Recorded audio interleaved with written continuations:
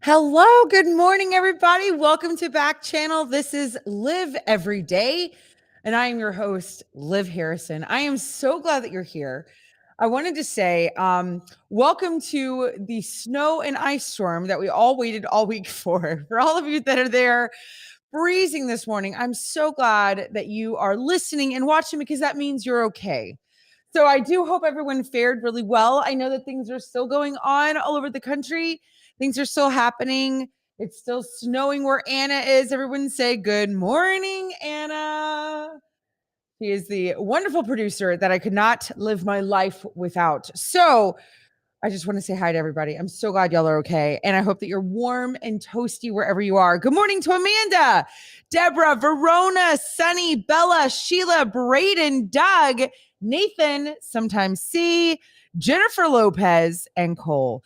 Doug saying, good morning, Liv. I'm drinking lemonade. What? Like cold lemonade or like hot lemonade? Because you're in wait, where are you, Doug? You're in Ohio. It's snowing in Ohio. I don't understand. I do not understand you guys. Y'all are incredible. Sheila's saying, good morning, Anna. And good morning, Anna. You do a wonderful job with this show. She does. She's the best. So it's Friday. And here's what's so funny. I want to hear something really funny. I was so excited to wear this great big puffy white sweater that I love and that I never wear because it's just ginormous. And I was like, where could I wear this? Oh, I can wear it on the air. It'll work.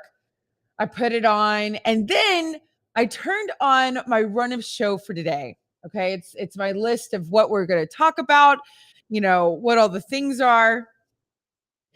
And it says today is National Wear Red Day. So I ran inside and I put on this red sweater. It's a true story. And now my lipstick doesn't really match. It did when I had on the white. You guys, here's the thing. You're on Backchannel as we're just kind of waking up. It's 7 a.m. here in Texas. It's 8 a.m. on the East Coast. Woo! And because I love myself, I'm gonna make my coffee right now. I got a package of jelly beans left. I think I have one more after this. Listen, it's just the best. Today is a 2-hour show. We're gonna start with the coffee, and that's what's exciting. This is Backchannel, where you have incredible programming, 12 hours every day, 6 a.m. Eastern to 6 p.m. Eastern. You've got host all day long. This is the only place where you can chat, where you can watch, where you can listen to programming, to talk shows, to host all day and interact with each other. We play games, we do all sorts of stuff. So here's what's great. If you're listening on a listening device, I cannot say her name. If you're listening on a T-Rexa, a Palexa, or whatever, you get what I'm saying.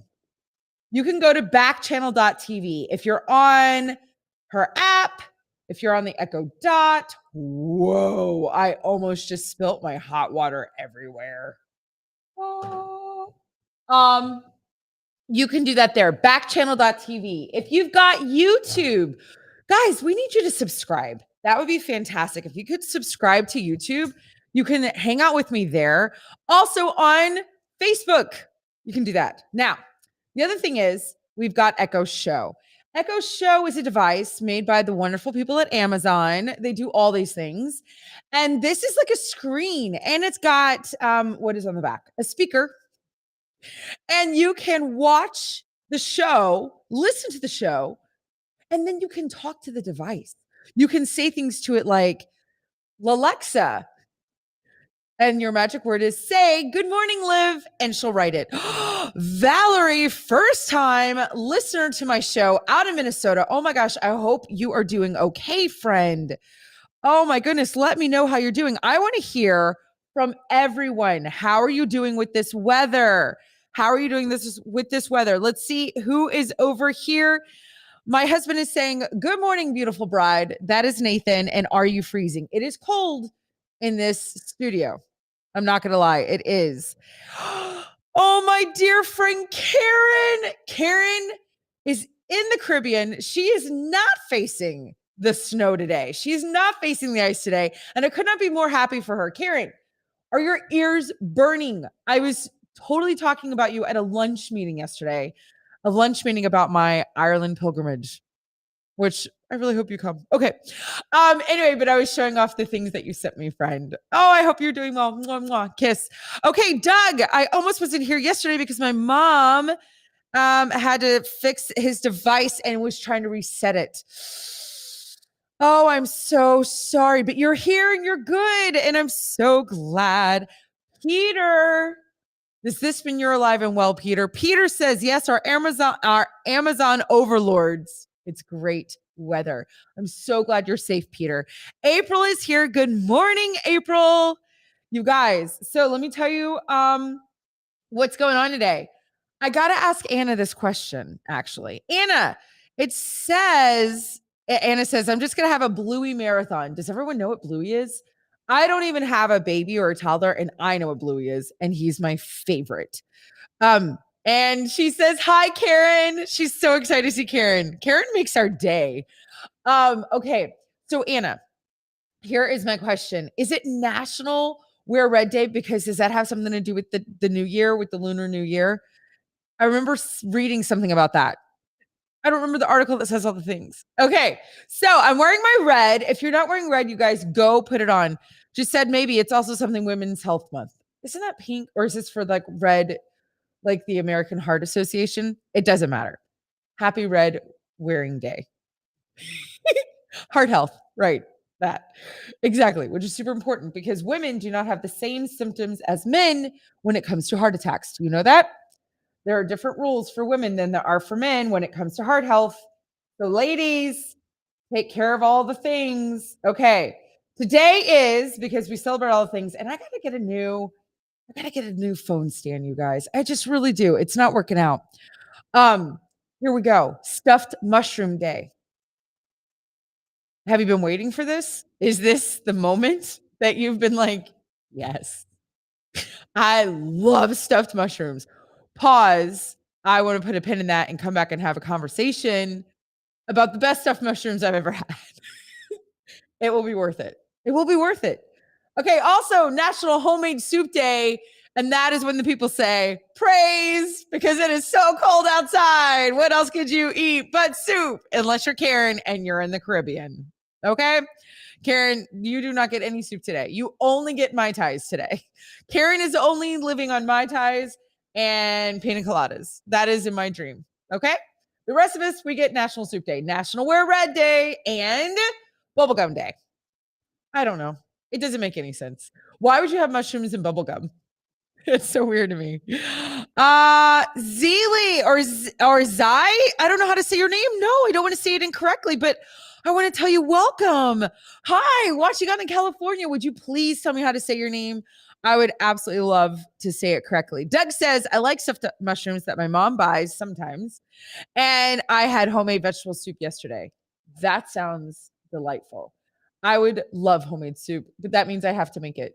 So here's the thing about stuffed mushrooms. And I know Peter is going to take notes during this. The great, incredible restaurant, The Melting Pot, where they put cheese in a pot and they melt it and they let you put things in it and eat it. It's so brilliant. They do have an option for entrees that you can either boil food. It has fancy French names. I'm not going to do it. I'm not going to say it because I mess up stuff all the time.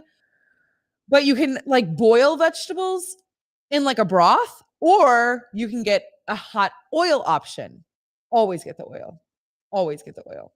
So one of my tips, you're at Melting Pot. You've got these mushroom caps that are already like gutted and they're open. They're fantastic. And they have this dip. They have this sauce. They have this whatever you want to say called Green Goddess. It's not like a dressing. It's their Green Goddess. It's like thick.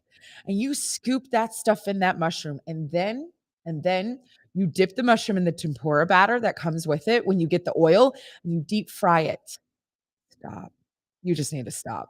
It is so delicious, you guys. That is how you do stuffed mushroom day. It is a game changer. Anna says that sounds incredible. It was so good. So just reminding everybody, Anna goes, you need to do a whole Melting Pot segment. I love Melting Pot.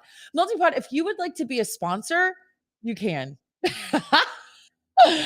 Doug says, what do you stuff your mushrooms with? So at Melting Pot, I stuff it with the green goddess, whatever that is, beautifulness. And actually there's a restaurant. There's a, what am I saying? Grocery store here in Texas called HEB. HEB's like the best. And I'm not kidding. It is the greatest. I travel a lot. It is the best grocery store in the world. There's a lot of them and they're massive, just like the size of Texas. And they sell already stuffed mushrooms with garlic and herbs and mozzarella and like all this stuff. That's the good stuff. And I do that. So I guess I don't actually stuff my own mushrooms. I see Peter's talking to me. Great old Peter. Yeah, I buy them already made, Doug. You do the same. Okay, so Peter says I had some really tasty stuffed mushrooms once, and then I got really bad food poisoning from something else. Needless to say, I'm unable to eat stuffed mushrooms anymore. Yeah, but this isn't the same, Peter. This is you're making your own mushrooms. Steve says I'm heading to HEB now. Good morning, friend. Steve, I was worried about you all night because Steve is a Houston police officer, and I'm worried about him and this craziness of ice and snow. People in Texas don't know what they're doing. And people like my husband, who's like, why is school canceled? And I'm like, it's a snow day. Okay, everybody, are you ready? Get out your stuff. I see April had coffee and something else. Cheers. Cheers to Friday, February 4th. Yeah, see, it's just the best. It's just the best. Okay, Peter, when we finally do have a meal together and break bread, it will be at a melting pot. And I will make these for you. And you will say, thank you, Liv. Thank you. You've changed my life. Okay, music. Welcome to the stream. I'm so glad you're here. I am just thrilled. Oh no. Steve says his night did not go well. Steve, text me, let me know what happened. How can I be a friend to you today? Can I send you food? Oh my gosh, can I like Grubhub and like something to you and your family? It's my favorite activity. Okay, so what else is going on today, you guys, is that it's February 4th, and I want to say, not that she's watching, happy birthday to one of my best friends in the whole world, who is my potluck roommate in college, Corey. Hi, Corey. Happy birthday. It did go well. Dang it. I can still send you food, Steve. I still don't mind. Okay, potluck roommate. Oh, what does that mean? That means that you don't choose your roommate. It's like a term. It's like a collegiate term when you did not choose your roommate, you say I got potluck, meaning just whatever was, they just matched you with whoever. And I got matched with Corey and we lived together for 3 years. And he was a dance major. What? Exactly. She was lovely. Okay, Peter says we've never gotten the hot oil at melting pot. Every time we consider and desire, we don't want to do a pot of hot oil sitting in front of us for the next hour. It's not like that. I don't know how to explain it, but it's not. Honestly, I think it's a lot better than it tastes like tremendously like bukus. I was trying to think of the right word because I'm live. I was going to say something else than the broth. And it's not as crazy as the broth. The broth is so steamy and like facially. I feel like I have a facial. I'm telling you, the oil's the way to go. And I'll teach you all the tricks, not just the mushroom. Okay, you guys. So let's start with a game. We are here on Friday. It is so exciting. It's freezing. I'm wearing red because I read the notes. What are we playing today? Multiple choice trivia. It's everyone's favorite. So I need a favor. Everyone listening, I need you to go to, where do I need you to go? Backchannel.tv.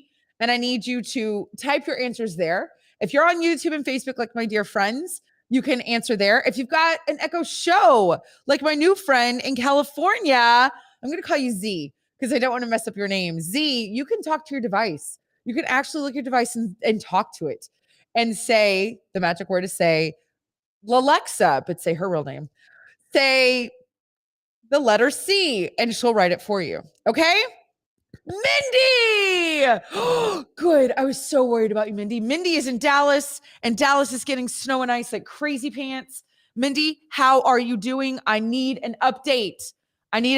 Friend. Okay. Here we go, everybody.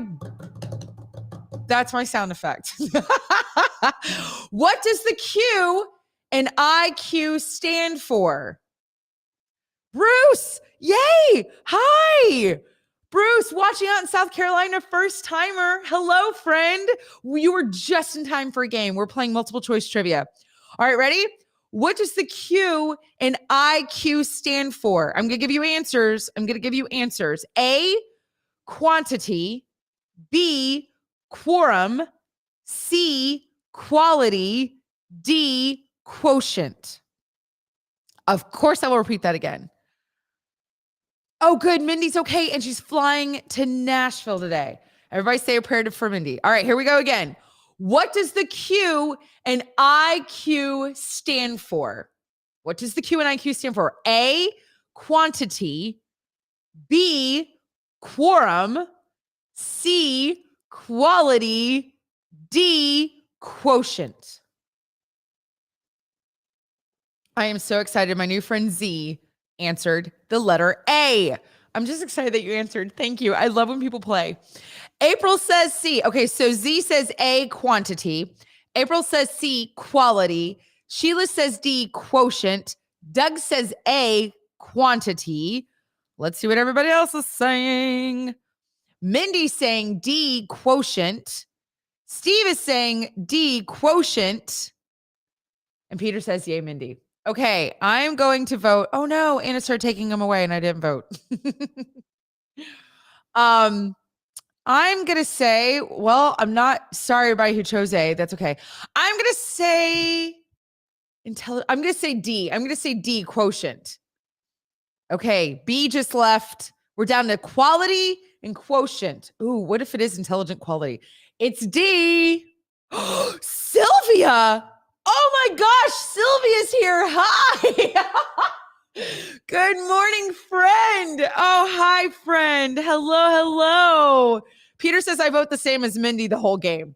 Gotcha. So just like a man, he's going to let a woman do all the work. Got it. Okay. So Mindy is voting for herself and Peter, everybody. Good job. Anna is writing it on the answers. Anna, will we know who won the mug today? Will we have a weekly winner? Will we have a weekly winner? Okay. Peter, Mindy's laughing at you. Here we go. Question number 2. What is the name of Superman's home planet? Peter goes, whoa. But true.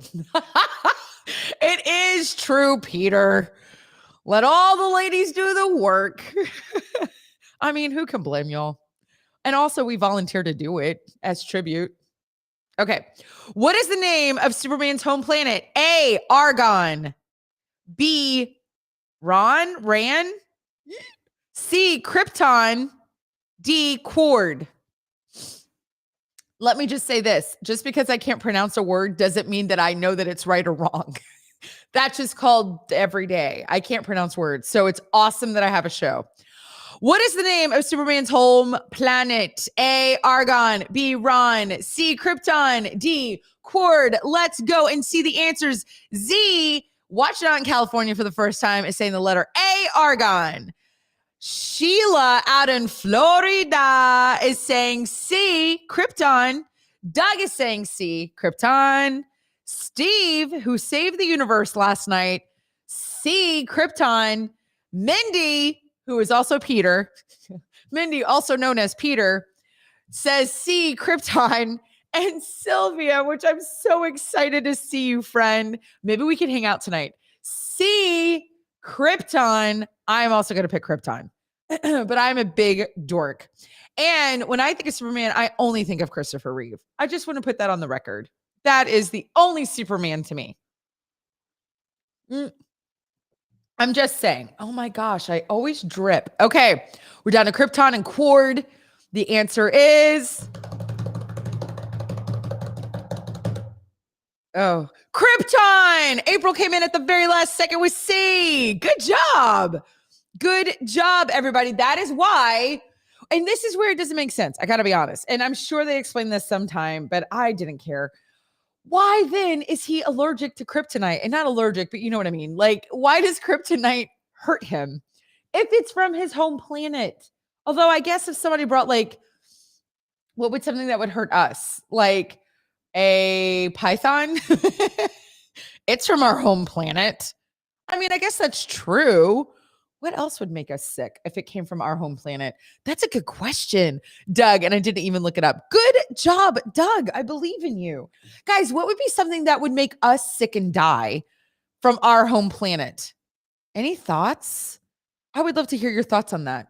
I'm just saying it's kind of interesting. It's kind of interesting.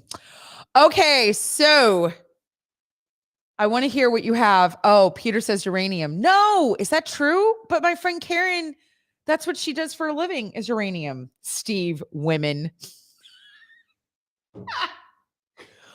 Women make you sick and die, Steve. Z says my brother. These are awesome answers. Mindy says arsenic, cyanide. Peter says arsenic. So there are things that will make us die on our planet. Anna says all the evil bugs and animals and stuff. Q, he had it coming from Chicago. He had it coming. He had it coming. Okay, we're going to go into a musical number and I can't sing. Okay, Peter says snow. Mindy says mercury. Also, this is hilarious. Y'all are hilarious today. All right, third question, because Sylvia's already answering it. Ready? In which U.S. city is NASA's Mission Control Center located? Which U.S. city is NASA's Mission Control Center located? A, Huntsville, Alabama. B, Houston, Texas. C, Hampton, Virginia. D, Cape Canaveral, Florida. I don't know why I say it that way. It's so annoying.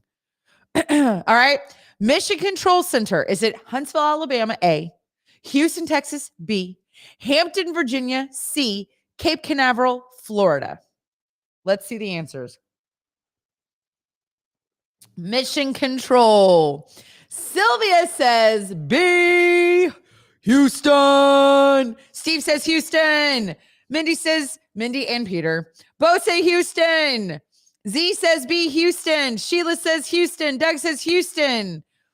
And then Doug changed to Cape Canaveral. Peter says Houston. We have a problem.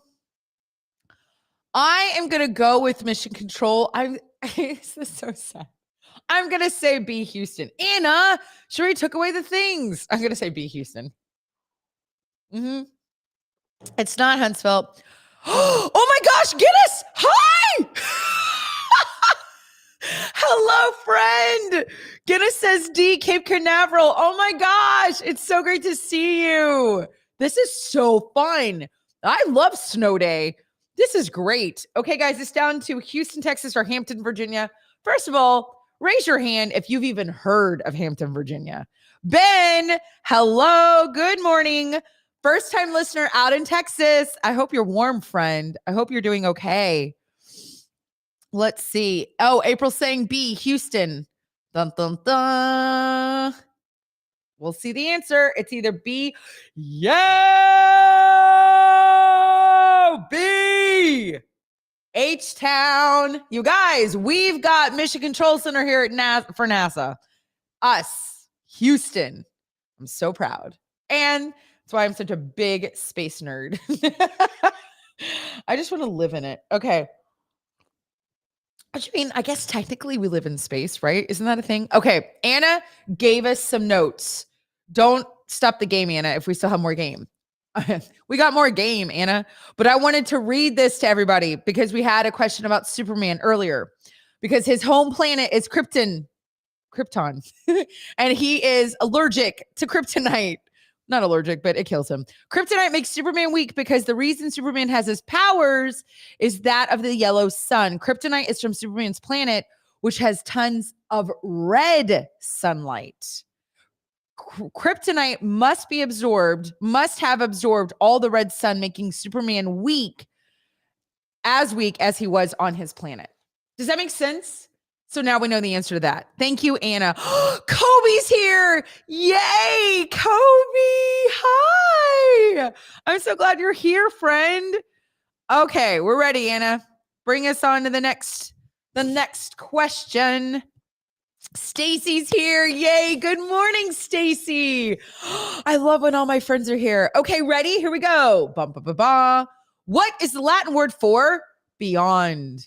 Often used as a prefix to signify an extreme. I'm going to say it again. What is the Latin word for beyond? Often used as a prefix to signify an extreme. A, extra. So me. B, super. C, ultra. D, mega. What is the Latin word for beyond? Like, think Buzz Lightyear. Not really. It has nothing to do with Buzz Lightyear. Latin word for beyond, often used as a prefix. So that means before, prefix to signify an extreme. A, extra. B, super. C, ultra. D, mega. Extra, super, ultra, mega. Oh, I kind of like that. Can that be like a boys band? I just entertain myself. Stacy says extra. A. Z says D, mega. Kobe says yes. Bob, hi, friend. First time watcher out in Texas. Good morning. Hello. We're playing trivia, multiple choice. So hop on in. You can talk to your device. You can talk to your device. You can talk to your device. I get excited. Sheila says A, extra. Doug says A, extra.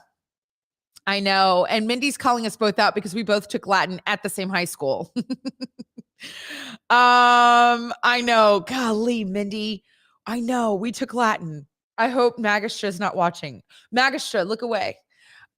Mindy's saying B, super. I think, okay. Peter says, big brain Mindy, I believe in you. Peter, think on your own. Be a man. Steve says D, mega. Wait, no, don't take it away, Anna. Hold on. I feel like it's either ultra or mega. D for April. Mega, beyond, mega. Mega. I'm gonna go with D. Oh, but I'm so unsure. Antoinette, hello. Watching for the first time out in Georgia, and that is gorgeous. Your name. You're probably like, what? Your name is gorgeous, Antoinette. Peter says a man knows when to trust others. Okay, we're down to the two that I couldn't decide. We're down to C, ultra, D, mega. Oh my gosh, the pressure. This is an intense Friday. We're all home and freezing. What? No! C, ultra. I should have believed in myself. That was my first instinct. God, haven't we learned anything on this show? If whatever I'll come away with from the show is I love everyone here. And number two, go with your first instincts. Mindy goes, I led you astray. Guinness came in with the letter C. Guinness got it right. Who else? Kobe, were you trying to say C when you wrote the? Is that what's happening with your device? Because I feel like giving you the answer, Kobe. So Guinness, I think you're the only one that got it, friend. Yeah, I like it. Guinness. You did lead me astray because Peter's over here saying big brain Mindy. I'm just kidding. No, I love you to pieces. Zach, first time listener. Hi, welcome. And Angelo, first time watcher out of Missouri. Good morning, everybody. Vincent, you guys, this is so exciting. First time listener out in New Jersey. I'll be up your way at the end of this month, Vincent. I go to New Jersey a lot. Stacy says, Peter, you need to be careful in your own man and not rely on others. Do you hear that? Stacy's giving you firm advice. Steve says Aquaman. I don't know what that means. Oh, he's answering the question. Peter goes, it's okay. I would have gotten it wrong anyway. Here is the question. What is the largest freshwater lake in the world? And it keeps going by surface area. I'm going to now blink into the camera and act like I know what surface area means. I don't. What is the largest freshwater lake in the world by surface area? A, Lake Superior. B, Lake Victoria. C, Lake, oh no. How am I going to say this, Anna? Anna, oh no. This is everybody's favorite part of my show is listening to me absolutely butcher languages. Lake Tanganyika and D, Lake Baikal.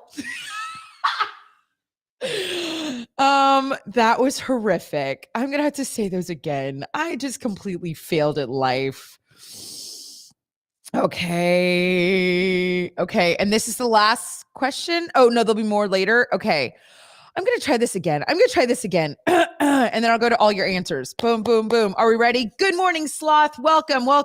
What is the largest freshwater lake in the world by surface area? A, Lake Superior.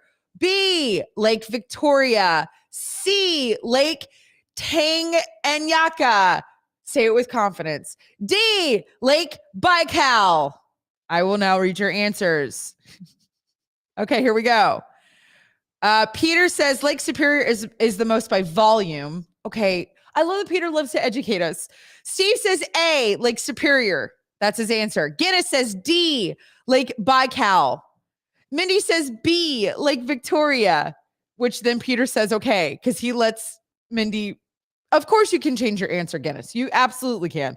This is not Harvard. You can change your answer anytime. It is totally fine. Mindy goes, I think Victoria. Okay, it's on. Okay, you think? Wait, is that what you're saying? You're saying B? Are you saying B? Oh, this is a lot. Okay, Mindy's saying B. She's locking in the answer. Final answer. Okay, my new friend Z is saying B. Oh, wait, Anna, don't. I haven't read everybody's answers, friend. Hold on. Sorry. Z is saying B, but that answer just disappeared. So if you want to do a new answer, Z, you're more than welcome to. Angelo, A, Lake Superior. Angelo, A, Lake Superior. Stacy saying Lake Victoria, which is gone now. Kobe is saying C, Lake Tanganyika. Sheila's saying A, Lake Superior. Doug is saying A. And now Z is saying A. So it looks like most people are saying Lake Superior. I love that Peter and Mindy have made an alliance and now they're in for Lake Superior. All right, Anna. Steve says, I want to say C, so you have to say it again. Oh no, we're down to Lake Superior and Lake Tanganyika. Tanganyika.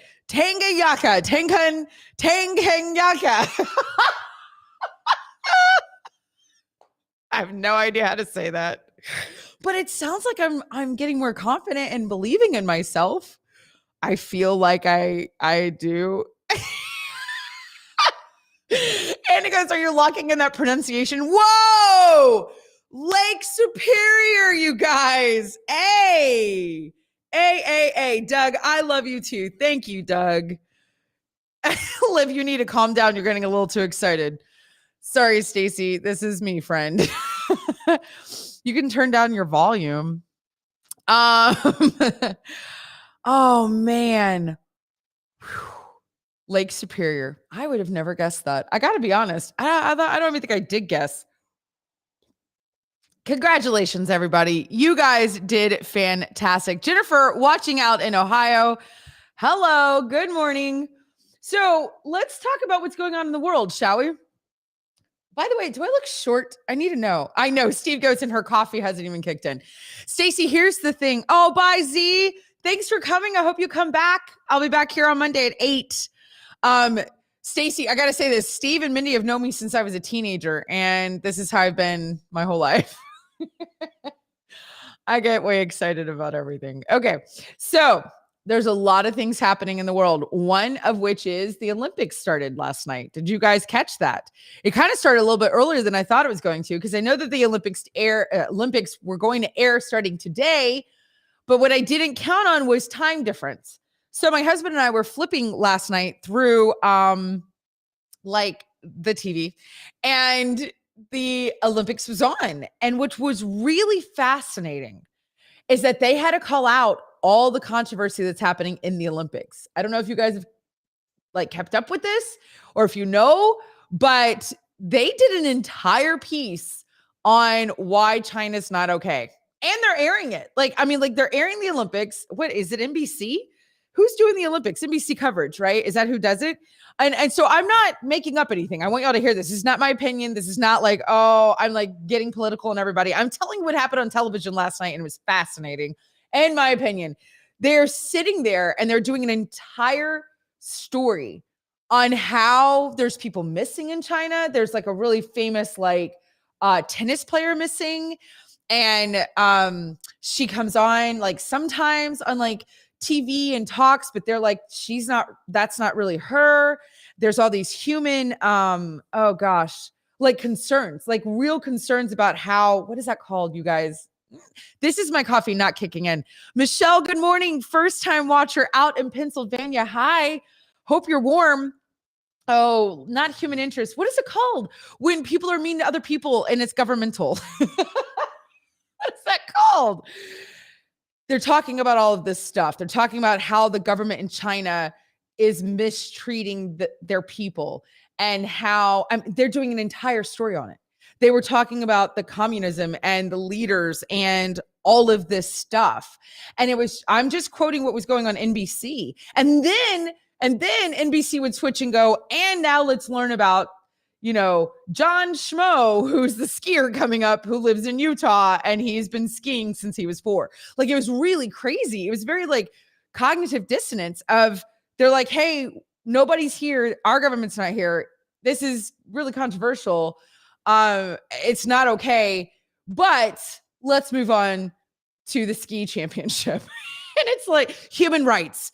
Oh my gosh, Guinness, thank you. Human rights violations. Thank you, thank you, thank you. You are amazing. You get a sticker. Everybody, look at this. Guinness, I'll give you one.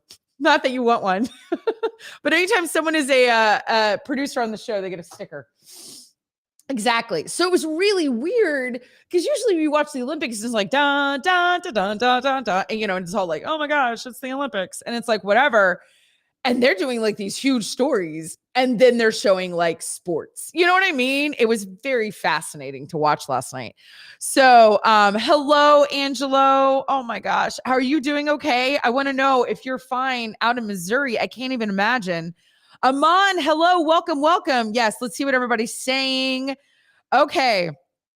So Peter says, by the way, back to the lake thing, Crater Lake is the deepest lake in the US, which I've been to, and it is breathtaking. Mindy says, it's one of the things we love most about you. Oh, my energy. Thank you, Mindy. Yeah, you either love this energy or you don't. There's not really an in-between. Guinness loves curling. The Russia hockey team is banned for doping, but the hockey team is still playing. Is that true? The hockey team is banned, but they're still playing in the Olympics? Ooh, there's so much controversy. There's so much tea to talk about for the Olympics. Peter says, yeah, China is really messed up, but don't say too much or Amazon overlords will cancel your show. But I'm just quoting NBC. Cancel NBC. Peter says the Marble Olympics is better anyway. Okay, let's see. Yes, Stacy, this isn't about the Olympics, friend. This is not about the Olympics. Stacy says, remember, I was in the Special Olympics and people there supported me. This is not about the Olympics. This is specifically about the country China.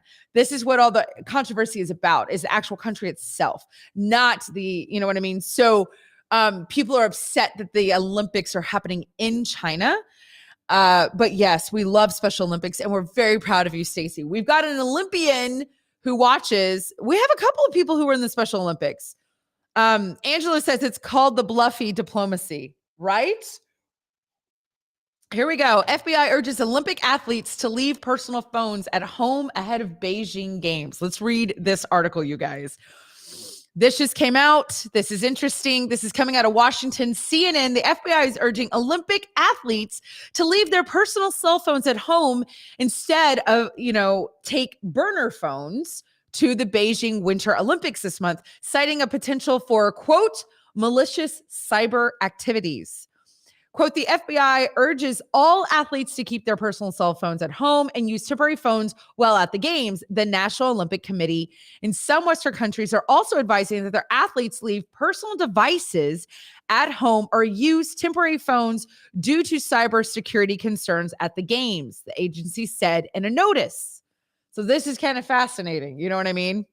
While not aware of any specific cyber threats against the Olympics, the FBI added that it's important that those at the games be vigilant and maintain best practices in their network and digital environments.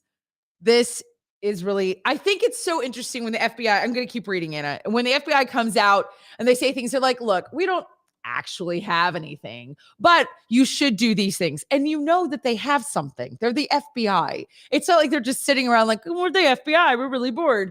We should come up with some weird rules for the Olympics. No, they literally are getting information and they're trying to tell everybody without telling everybody, you need to leave your phone at home. Okay.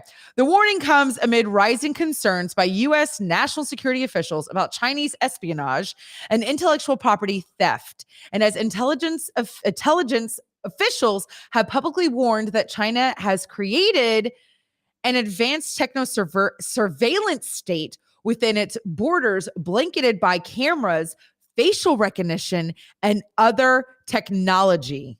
Also, Russell, good morning. First time watcher out of Wisconsin. I love that all my frozen friends are here. Good morning. I'm so glad you're here. Counterintelligence officials have long warned that the U.S. state and local officials, as well as members of business and academia who travel to China, face the risk of having their personal devices hacked. The FBI routinely provides so-called defensive briefings to Americans it considers to be at risk of becoming victims of Chinese espionage efforts. Stacey said we didn't have to worry about that threat. No, Stacey, you didn't have to worry about this at the Special Olympics, friend. This is a whole new world, 2022. The FBI currently has opened over 2,000 counterintelligence investigations into alleged efforts by Beijing to steal American information of technology, according to the FBI director, Chris Wray, which I did not know who our FBI director was. Got to be honest. Quote, when we tally up what we see in our investigations, there is just no country that presents a broader threat to our ideas, our innovation, and our economic security than China, Wray said during public remarks at the Ronald Reagan Presidential Library on Monday. So we're there for the Olympics. This it sounds like we really thought it through, everybody. Sounds like a really good plan. This is crazy. Oh my gosh. Guinness says, I teach this to my kids at school. We just watched the China social credit score. What does that mean? What's the China social credit score, Guinness? I have no idea what that means. Anna says also good morning to her mother. Her mom is Jennifer in Ohio. Good morning, Anna's mother. And by that she means her sister Amanda. Hi, Amanda. Okay. What is the Marble Olympics, Peter? Okay, so Guinness is going to, okay. Oh, thank you, Anna. Anna just wrote me a nice little friend note. Okay, replying to Guinness Collins, Guinness says, my class learns about all cameras and surveillance China performs on their citizens. That's crazy. So but here, let me ask you this, Guinness. The China social credit score, is that a documentary? Is that a TV series? Like, can we watch it? Because you said we just watched, or is that like something you go on television? Like is that like the Dow and you're watching like the credit score go up and down? What is that? Mindy says, I concur.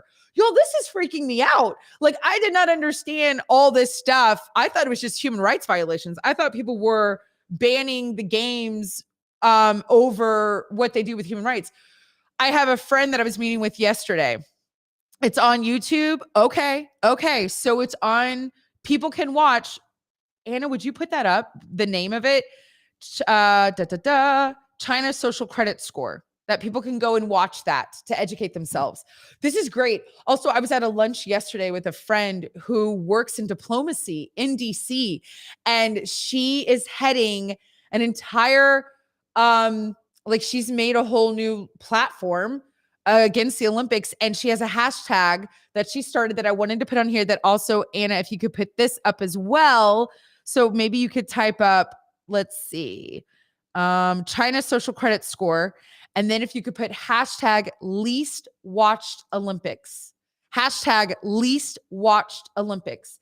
And so you can send a message because you've got these incredible, I've got more than one friend who's an Olympian, actual Olympian, gold medalist. And they have worked their whole lives for this. And the fact that now they're not going to get what they deserve from their government is even there. Like people are even there supporting them because they're so upset about the country that the Olympics are in. Again, it's not about the Olympics. It's about a whole other thing, something else getting politicized. So, Mindy just said, my husband is boycotting the Olympics at this time. Hi, Amanda. So yeah, I mean, Stacey, we got to educate ourselves and we need to protect our athletes. You know what I mean? Like Stacey's she was in the Special Olympics and we wouldn't let this happen to her. Man, that got me going this morning. Woo! Yes, thank you. China's social credit score. Thank you, Guinness, for letting us know you can watch it. I think that's our homework for the weekend, everybody. I'll check in on Monday with everyone. Well, I mean, don't go anywhere. I mean, the show's not over, but sometimes we assign homework on the show. And all that means is I need to know that my friends are watching the same things I am watching. So, and then hashtag least watched Olympics. And that's my friend who works in DC, and they're working really hard to make a point that this is not okay and that human rights violations are not okay. So there you go, everybody. Steve, I'm not doing homework. Steve, it's a show to watch and it's just fun and being fun. Geez, Steve. You guys, so we are still talking about the Olympics. Let's see if we can talk about something a little bit more positive. How about that? The U.S. takes down Finland in the first game at 2022 Olympics, but at potentially a significant cost. And then also party of one, nations with a single athlete in the 2022 Winter Olympics. Steve says beer. What does that mean, Steve? Are you asking me out for a beer tonight? Can we go do that? I say yes. Are you working tonight right here by me? Because I can come see you, friend. Anna, pick one of those wonderful things to read. And I want to read something positive about the Olympics because I really love Olympians. I do. And I love the whole spirit of it all. I love the whole, coming together. And this is such an opportunity. And how crazy that this is a time that we could unify when we need to unify as a nation, when we need to unify as a world. You know what I mean? There's so much going on with this pandemic and all the things and whatever. And then we've got the Olympics, which usually brings us together. And now it's not. Makes me sad. Okay, here we go. Party of one, nations with a single athlete at the 2022 Winter Olympics. I feel like we should all adopt them and send them a care package. You know what I mean? Okay, let's see. The winner, okay, is there just a list? Anna, just go to the list. Okay. Oh, two nations will be represented in the Winter Olympics for the first time this month, both in alpine skiing. African nation of, oh no. I don't know how to say that, Anna. But it's an African nation that starts with the letter E, and it's not Ethiopia. And I do not want to butcher someone's country because I really respect people, and I do not want to insult anybody with my unintelligence. So anyway, they're sending a Western Canadian skier. Her name is Shannon, and she'll be joined by Haiti's debutante. Really? Is that what they say? Richardson, who is just 19. We've got a skier from the Caribbean who will be joining. Oh my gosh. And he was in an orphanage from the time of 3 years old. See, this is what makes the Olympics absolutely beautiful. You check into the Olympics for the people. It is the greatest human interest stories ever happened during the Olympics. Oh my gosh. This is what he's saying, Richardson, the man who has been in an orphanage since he was 3. Quote, "It is a dream for me to be here and represent Haiti in the Winter Olympics for the first time. I hope this will show our country is about more than earthquakes and other disasters." I want to bawl my face off. What a sweetheart. I will be cheering for you. Oh, there's someone from New Jersey. Her name is Sarah. She's a student at St. Michael's College in Vermont and said, I've already won my gold medal when she hits the slopes to represent Ecuador, the birth nation of her parents. Now, here's something I want to go to everybody for. I want you to hop on your devices and I want to ask you, do you think it's okay when people from other nations perform? What do I say?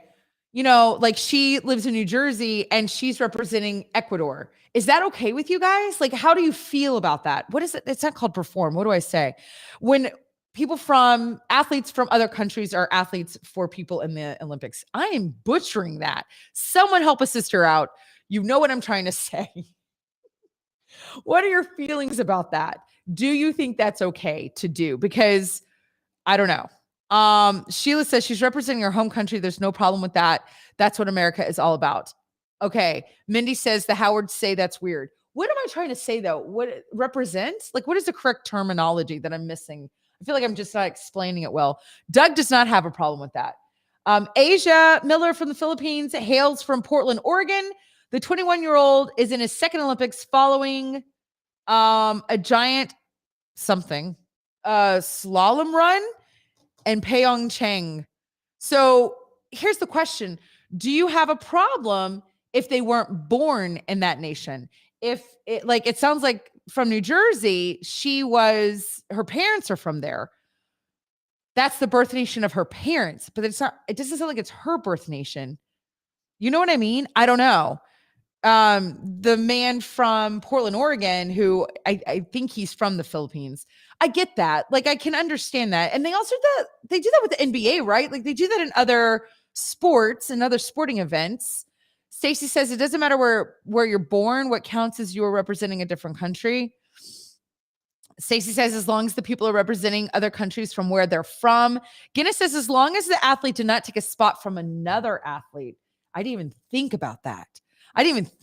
But there is money involved. So going to another country and taking it away from an athlete from that country, I have an issue with. Guinness. Oh my gosh. If no athlete exists in the sport and then it gains interest for that country. That's brilliant.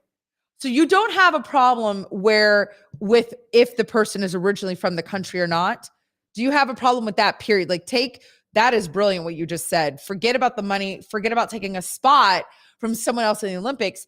Does it matter to you if they are an original, born citizen of that nation? Should you have to be here we go. Should you have to be a natural born citizen of a nation to represent them in the Olympics? I finally got to my question. That's my question. Mindy says, wait, no problem if you live there and consider it your country, but weird if it's random or if it's a competitive advantage. Do you have to be a natural born citizen to represent a nation in the Olympics? Does it have to be your nation of origin?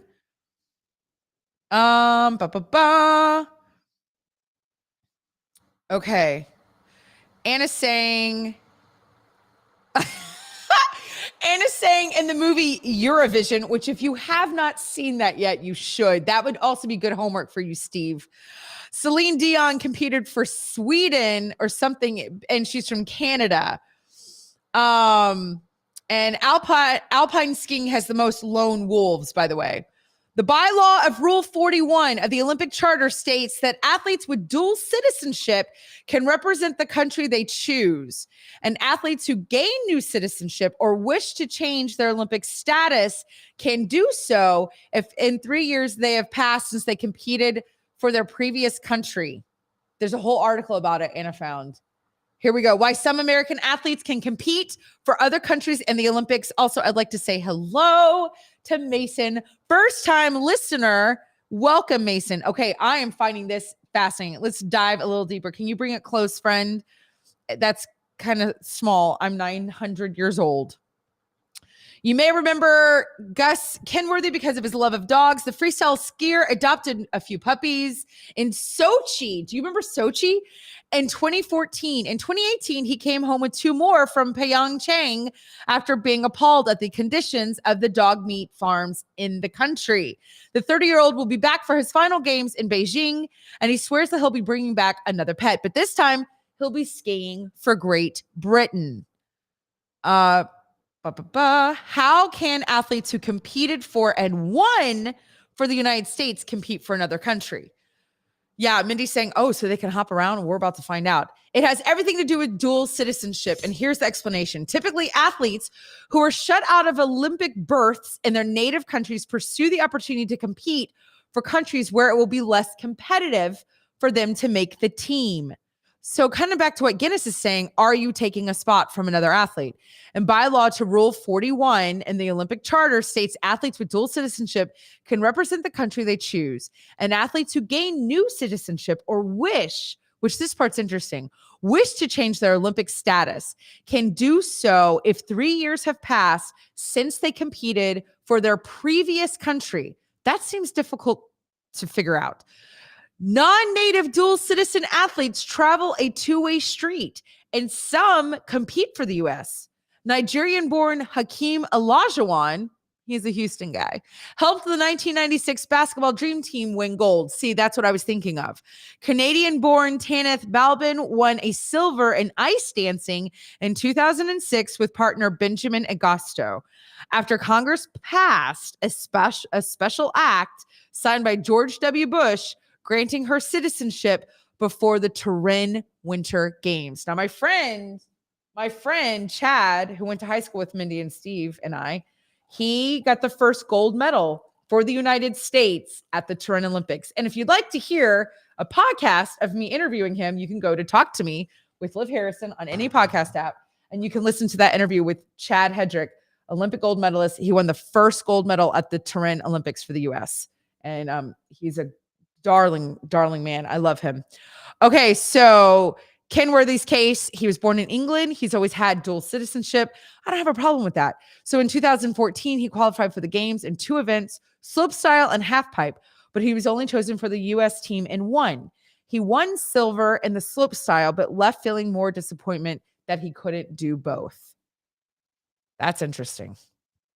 It wasn't, quote, it wasn't an easy decision to make. I had the first discussion about it prior to the 2014 Olympics. I never really had crazy Olympic aspirations because it just wasn't on the table.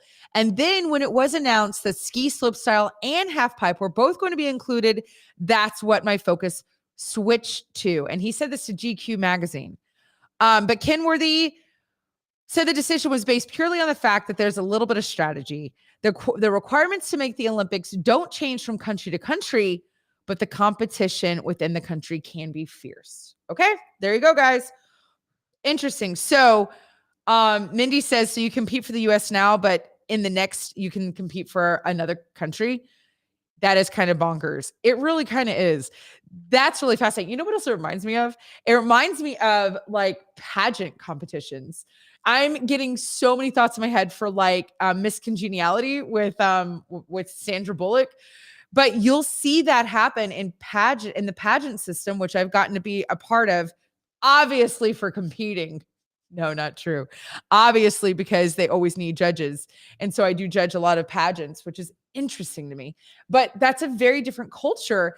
And you will see the girls or women, depending on what kind of pageant I'm doing, they will have hopped between counties, states, all sorts of stuff, cities, so that they can then go on to the bigger competitions. Does that make sense? So if you're from Houston and you want to be in the Miss Texas pageant, you might not go to the prelims in Houston.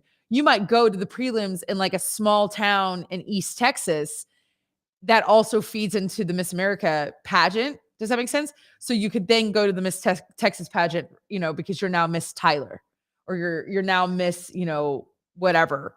Does that make sense to everybody? Isn't that interesting?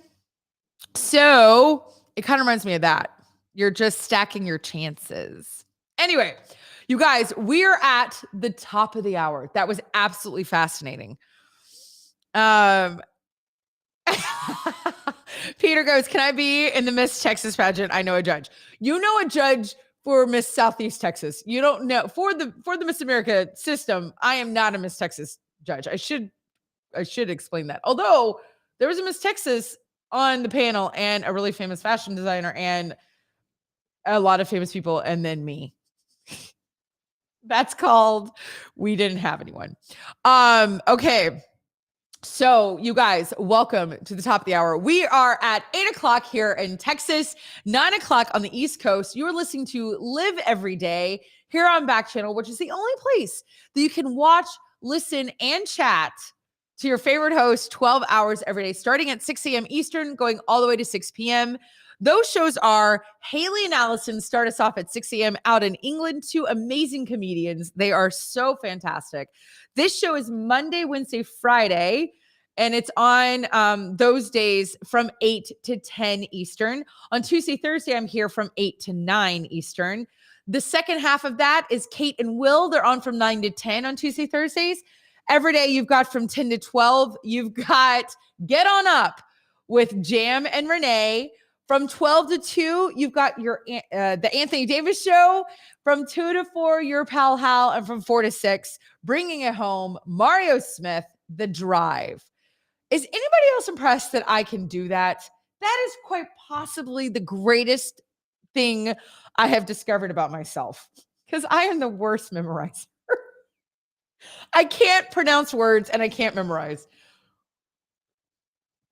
Yet again, proving that I should talk to humans. Okay, you guys. I want to talk about the top 5. When we changed this show, I don't know, what was it? 2 weeks ago? Maybe? We decided we wanted to build up something a little bit more positive on this Friday. And so we kind of changed it to, well, we didn't kind of change it. We changed it to High Five Friday, which my friend Tim isn't here today. Thank you, Stacy. Liv, you can memorize. But High Five Friday, and this is our way to like high five each other virtually and cheer each other on through the weekend and to the next Monday when we see each other again at 8 a.m. And so one of the things we came up with was to have a list of top 5. And in the first hour, I was supposed to list my top 5 personally, which, or from the show, actually, my top 5 from the show. And then I give my top 5 personally, what's going on in my life. And I open up to the audience and I ask you guys, what is your top 5? What was your top 5 from this week? It's kind of like high-low or roses and thorns. You hear people do that. I want to hear your top 5 moments on the show, your top 5 moments of the week. I'm going to give you my top 5 of the show. I missed it in the first hour, but that's okay. We're the boss. Anna and I are the boss, so we can do it now. My top 5 from the show this week, and I want to hear yours. Those of you who have been here, even if today's your first day, that's okay. Everyone is welcome.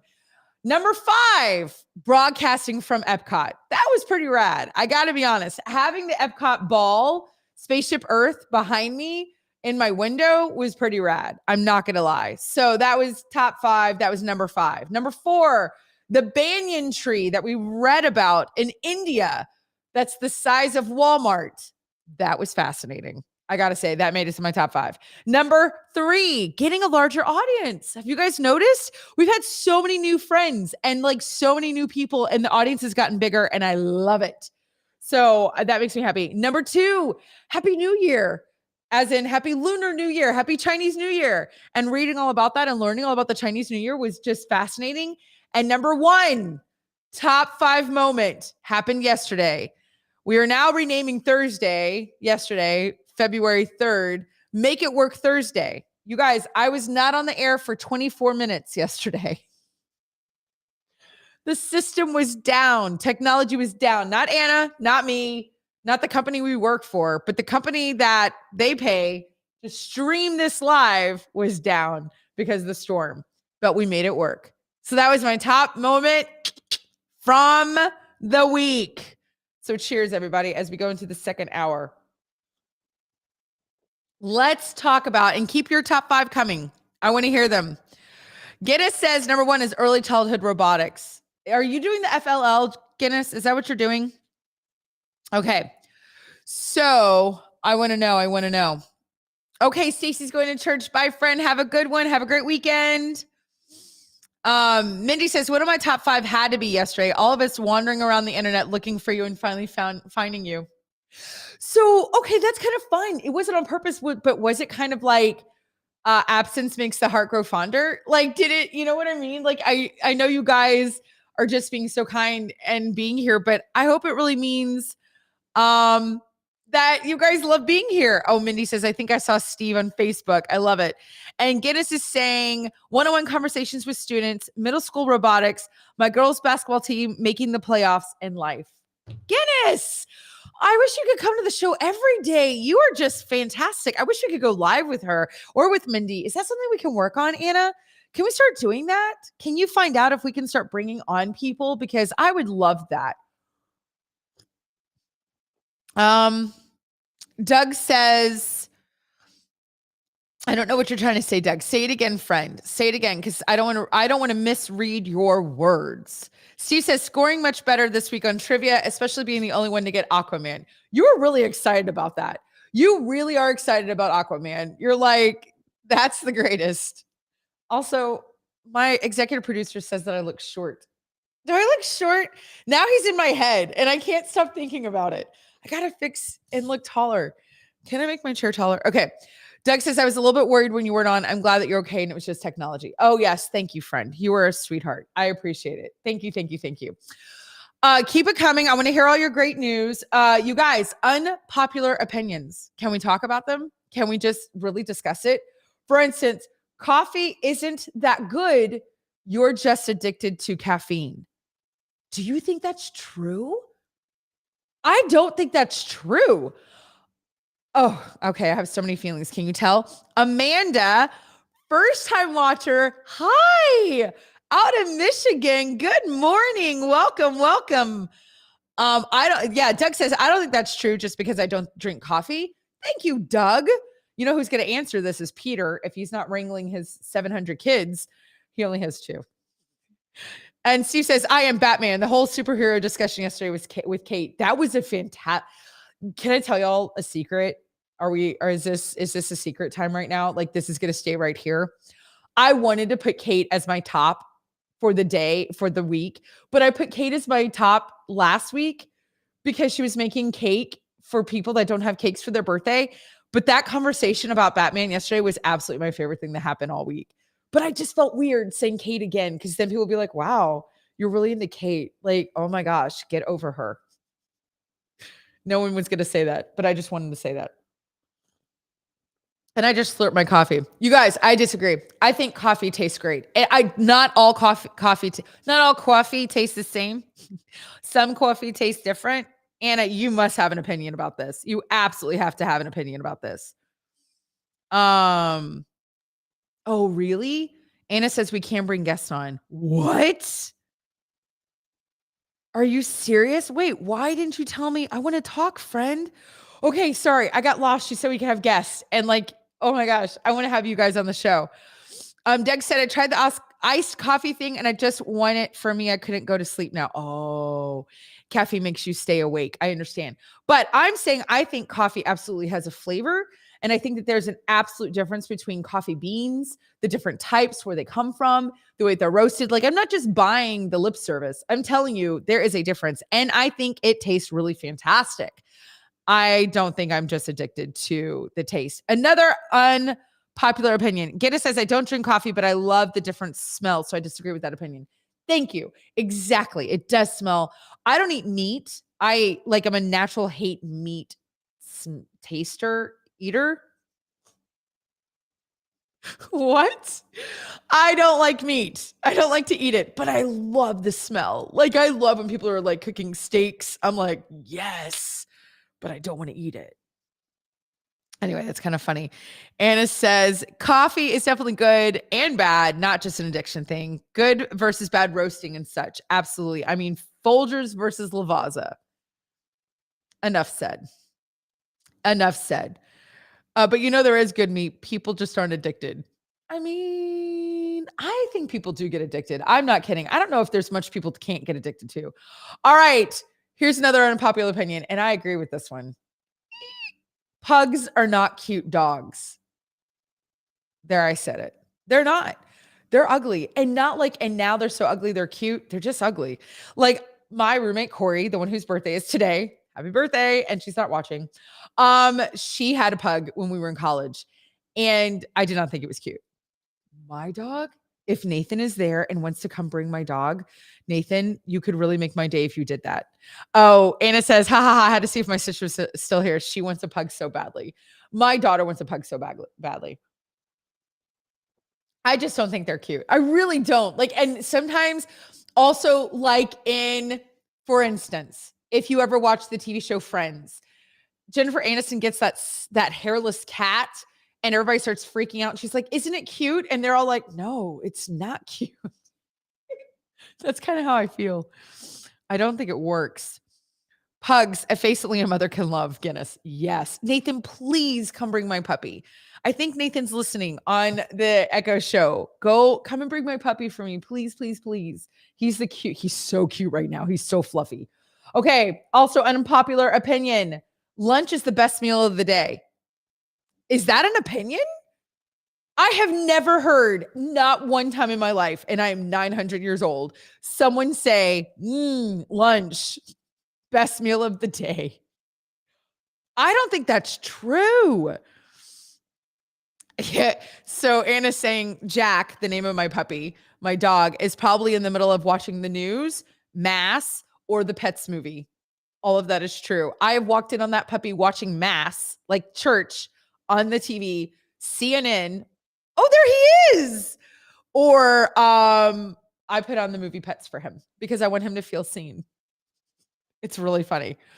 I agree, Doug. I think people say that breakfast is the Grass Puddle's here. Oh, yay. Hi, Grass Puddle. Hi, friend. Good morning. Actually, is it morning where you are? Hi, Pumpkin. Nathan, can you bring him to me, please? Jack is here. Nathan's going to pick up Jack. It's okay if you're on camera. Don't be weird. Here he is, you guys. Look at this pumpkin. Anna, you can even switch if you want. He is a mini Pomeranian. Look at how cute he is. Jack, look how fuzzy he is. He's a little teddy bear. Oh, so yawny. Oh my goodness. Hi, pumpkin. Kisses. This is as big as he'll get. Okay, Grass Puddle, you're with the same as the East Coast. This is Jack. He is so fluffy. He's a mini Pomeranian. This is the biggest he will ever be. He's a living stuffed animal. He's just a snug puppy. He's just the sweetest. How are his hips? He missed you while you were gone. I know. Steve goes, why does your puppy look as high as a kite? He's not. Steve, he's not high. Hi, pumpkin. You want to smell my breath? He likes to smell my breath. His hips are doing good. He had 2 surgeries. Next month, he will be 2 years old. He's the love of my life. I love this dog. He's just, look at his little poofy poof. He's just a poof. Pom-poms are the best, most emotional support dogs. He really is. He's such a sweetheart. He's just huggy. Hey, we got 100 messages today on Restream chat. Woohoo! I don't know what that means. If I could pick up one of my cats and put it on camera, I would, but I don't know how. Aw. So I gotta know, guys, what is your favorite meal of the day? Do you think lunch is the best meal of the day? I've never heard that before. Ever, ever, ever. I would say breakfast because people have breakfast for dinner. Oh, Anna, look at that. Anna, Pomeranians are a small but hardy breed. Look, she pulled up the thing from Bluey. Oh, Jack. It's such a cute episode. Can you come say hi? You don't want to be on camera, Nathan? Who wants Nathan on camera, everybody? Don't leave. I think breakfast is the best meal of the day. I do. And I think there's a reason why people have breakfast for dinner. Like, think about this. Sure, you can have lunch food at dinner, that kind of thing. But we have breakfast, we have brunch, and then you have breakfast for dinner. You know what I mean? I'm just saying I think breakfast is the best. Mindy says we want Nathan on the show. I guess you got to come over here and get the dog, Nathan. Nathan, I guess you got to come get the puppy. Doug says, I do. Sheila says, I do. Grass Puddle says, breakfast is coffee only. Lunch is anything you want. And dinner is whatever you can get quick before falling asleep.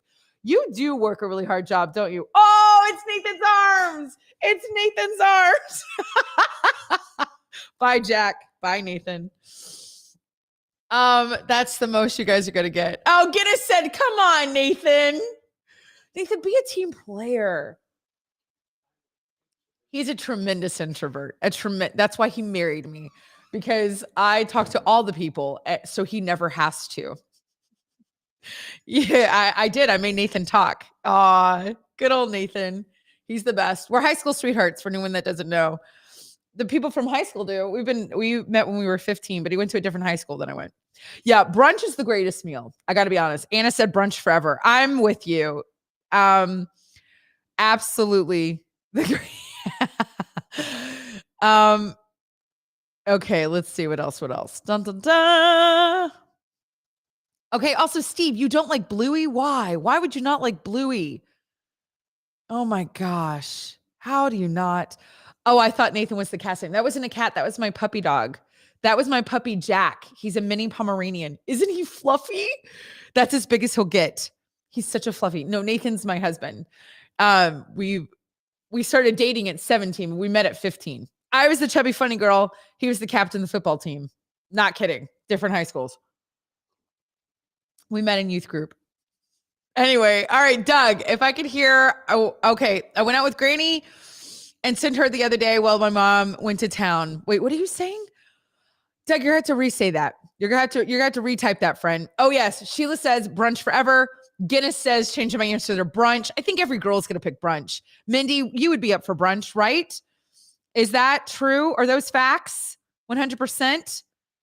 Steve says breakfast, second breakfast, brunch. Hobbit's got it right. Yeah, that's so true.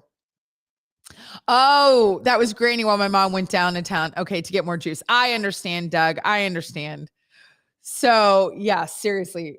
Exactly. Brunch forever. All right. Well, we all have that opinion. Can we play a game? What do you guys think? Another round of multiple choice trivia? You guys are crushing it today. Y'all are absolutely doing fantastic. I'm so proud of everyone. Wait, Anna, I didn't see your answer. Will we be able to know who gets the mug, or is that something we announce on Mondays? Mug Mondays. Everybody has to tune in on Monday to find out who won the mug of the week. What do you think about that? I kind of love it, Anna. I kind of love that. Do you agree? Why is it not scrolling? Oh, yes. Okay. So is that okay? Okay, great. You guys, Anna just came in with a brilliant idea. Live Everyday Brunch Club. What? I love it. She said, next time in Ohio, I get to go to Catalina's. They did a brunch tour for her birthday a few years back. That's the most brilliant thing I've ever heard. Anna, for Ireland, can we do a brunch tour in Ireland? David, first time watching out in Ohio. Hello. Good morning. A scone tour. Anna, we have so many ideas. Okay, you have to come. All right. We're playing a game. I got lost in all the excitement. Okay, Steve, you keep telling him to retype their statements thinking they got drunk in the winter storm. No, here's the thing. Everybody with an Echo Show, it's a great device. Everyone should buy an Echo Show. But sometimes when you're talking, it doesn't pick up all the right words. And I don't want to mistranslate what anybody's trying to say. Okay. Oh, Anna, you did this on purpose. You guys, Anna did this on purpose because she knows I can't pronounce words. Is this for everybody's enjoyment? First question. Everybody go to go to backchannel.tv. And I need you to type in your answers there. If you're listening, if you have a device that listens, if you've got an Echo Show, you can talk to your device. Your magic word is say. So you would be like, Alexa, say D, Lake Ontario. Like that's what you would do. If you're on YouTube, Facebook, you know what to do. You just type. All right. Oh God, I'm so nervous. Manitoulin.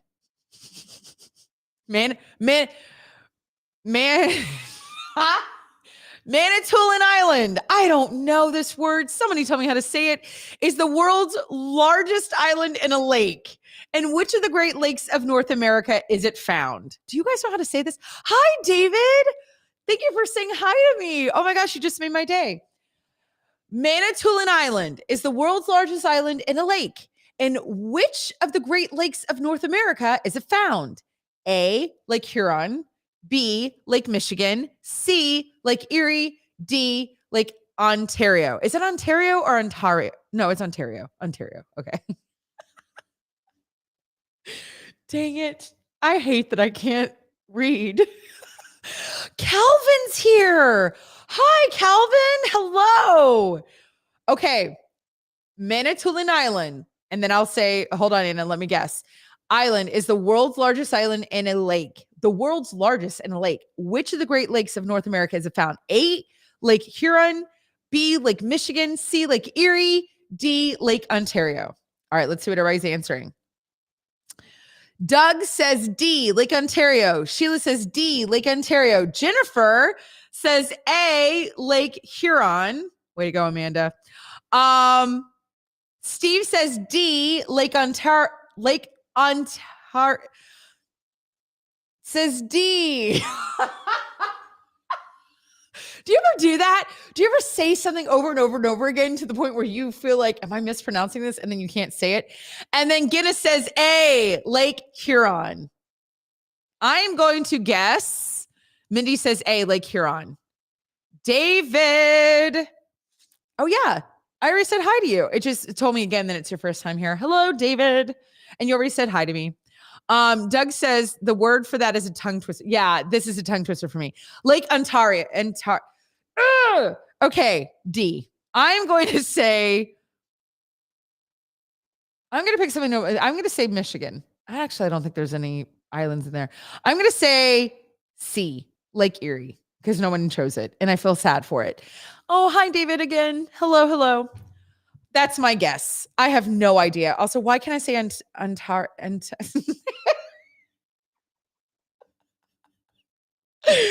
Anna, are you dying right now? Are you laughing hysterically because I can't read? Oh, people are going to get tired of that, or they're going to think it's a bit, and it's not. It's called just this.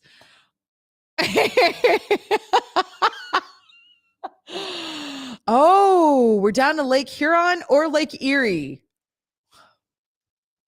Oh, yes. Thank you, Doug. No one's laughing at you. We're laughing with you. No, you can laugh with and at. It's funny. I love that I can't say these words. Hey, Lake Huron. Okay, let me ask everybody who answered A. Did you know? Like, is this a fact that people know? Like, oh yeah, Liv, everyone knows Manitoulin Island is the world's largest island in Lake Huron. Do people know that? You have to tell me. Okay, Anna says she had zero clue. Jennifer said I absolutely did not know. Mindy and Guinness, I don't know what you thought.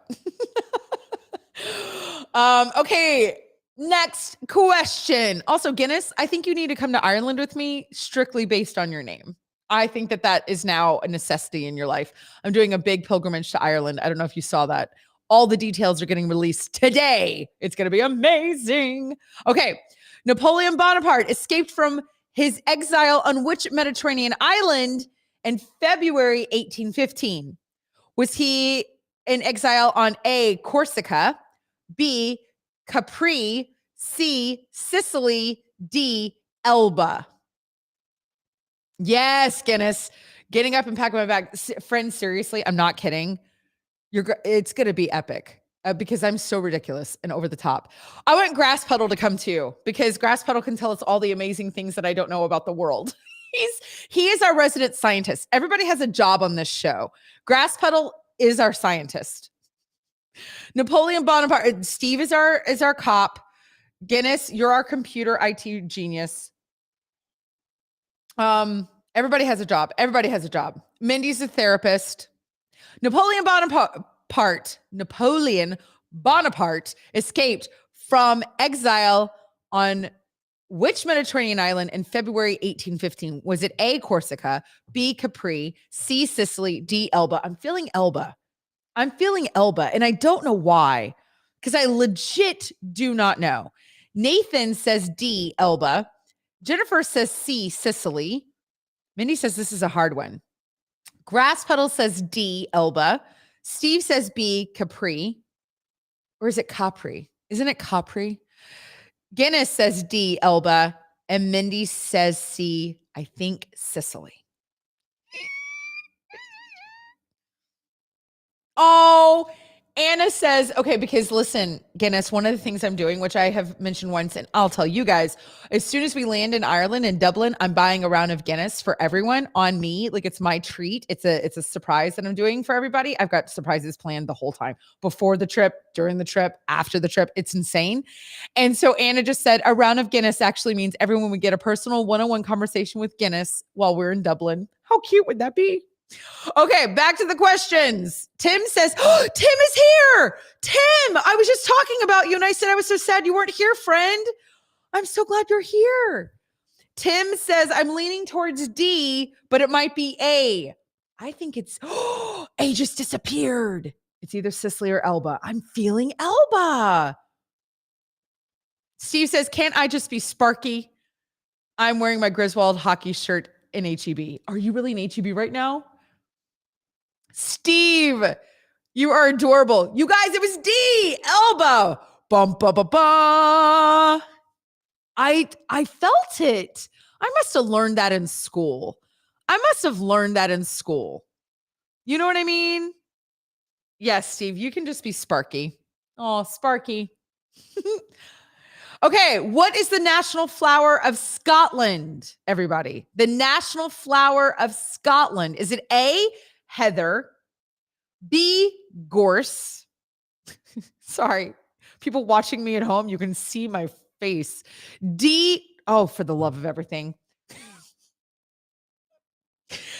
I'd like to start the question again. What is the national flower of Scotland? A, heather, B, gorse, C, bluebell, D, thistle. A, heather, B, gorse, C, bluebell, D, thistle. Oh, Anna. Oh, Guinness says, I'm like Nathan, Anna, introvert in all caps. My resting face is not friendly. And my face is too friendly. That's my problem. Doug says C, bluebell. Steve says D, thistle. That makes me think of Winnie the Pooh. You know, doesn't Winnie the Pooh do things in thistles with thistles? I don't know. I feel like that's very thistly. Guinness says D, thistle. Mindy says D, thistle. Jennifer says B, gorse. Doug says C, bluebell. Wait, I think I already said that. Tim says D, thistle. I can't decide between heather or thistle. I feel like heather. But Winnie the Pooh is British, and Scotland's by Great Britain, and so maybe they visit each other and share flowers. Or I could just say heather. I could just say A. Although I really want it to be B. I want it to be gorse. Oh, Anna's winter weather advisory has just gotten extended. Heather does sound nicer than thistle. Thank you, Tim. It sounds very like Wuthering Heights, you know? Just like, oh, Heathcliff, and what's her name? What's the lady character? Whatever their names are. And they're just running to each other in the moors. And they're surrounded by heather. It's just so flowy. I don't know. I just think of like Scotland like being so rocky and mountainous and by the ocean. And there's just like fields of heather waving in the wind.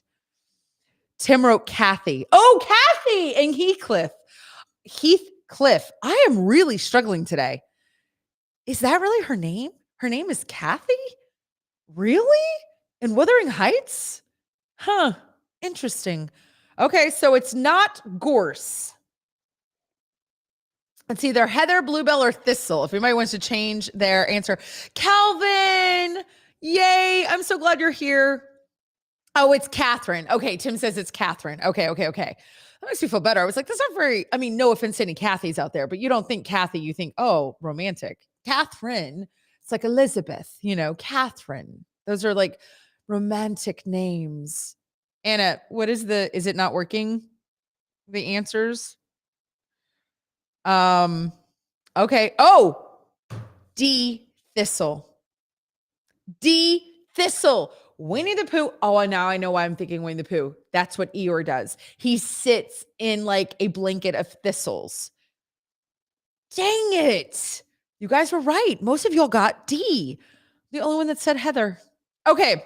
What was the name of the first spacecraft to land on the moon? Was it A, Spider, B, Eagle, C, intrepid, D, falcon. So you think you know the answer to this, and then you hear the answers and you think, maybe I don't. Maybe you do. We shall see. What was the name of the first spacecraft to land on the moon? A, Spider, B, Eagle, C, Intrepid, D, Falcon. My friend Lisa's here. Hi. I need to text you about coming to DC next week. Is it next week that I'm there? I think I'm there next week. Lisa says Eagle, all caps. Steve says C, Intrepid. Tim says the Eagle has landed. We shall see. We shall see.